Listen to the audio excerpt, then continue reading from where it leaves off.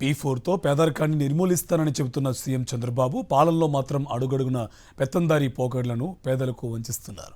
సంపద సృష్టిస్తా, సంక్షేమం అమలు చేస్తానని కల్లబొల్లి కబుర్లతో గద్దెనెక్కి ఇప్పుడు పేదల జీవితాలతో ఆడుకుంటున్నారు.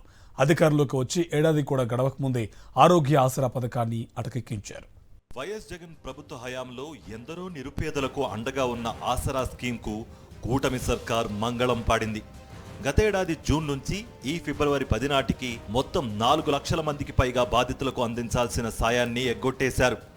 లబ్ధిదారులకు పంపిణీ చేయాల్సిన 203 కోట్ల రూపాయలను నిలిపివేశారు. ఇదేగాక ఆరోగ్యశ్రీ కింద చెల్లించాల్సిన 3,500 కోట్ల రూపాయల బకాయిలు విడుదల చేయలేదు.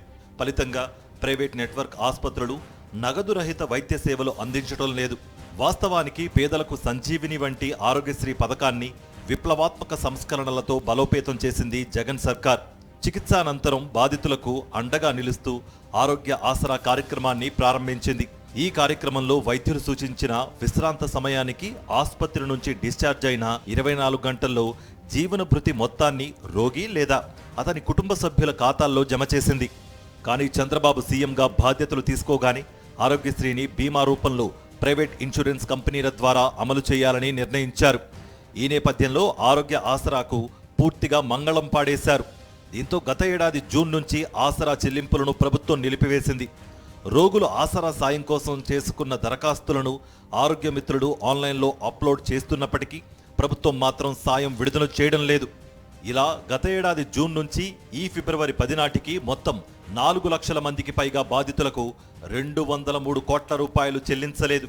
కానీ గత ప్రభుత్వం మాత్రం ఆలస్యం లేకుండా రోగుల ఖాతాల్లో డబ్బులు జమ చేయడానికి ఆరోగ్య ఆసరాను గ్రీన్ ఛానల్లో ఉంచింది. ఇదిలా ఉంటే ఆసరాకు చరమగీతం పాడిన చంద్రబాబు సర్కారు 2025-26 ఆర్థిక సంవత్సరానికి నిధులు కూడా కేటాయించలేదు. తద్వారా ఆసరాను అమలు చేయబోమని బాబు సర్కార్ తేల్చేసింది. మరోవైపు నెట్వర్క్ ఆసుపత్రులకు బిల్లులు చెల్లించకుండా ఆరోగ్యశ్రీ పథకం అమలును గాలికొదిలేసింది. దీంతో ఇటీవల ఆసుపత్రులు సమ్మెబాట పట్టాయి. చర్చల పేరిట ప్రభుత్వ పెద్దలు యాజమాన్యాలను పిలిచి వారితో బెదిరింపు ధోరణిలో వ్యవహరించి సమ్మె విరమింపజేశారు. 3,500 కోట్ల బకాయిలు ఉండడంతో ప్రైవేట్ నెట్వర్క్ ఆసుపత్రులు నగదు రహిత వైద్య సేవలకు విముఖత వ్యక్తం చేస్తున్నాయి.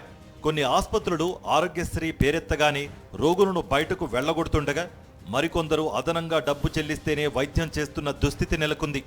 జగన్ సర్కార్ హయాంలో ఆసరా కింద మొత్తంగా 24,59,090 మందికి 1,465.67 కోట్ల రూపాయలు నిధులు అందించారు.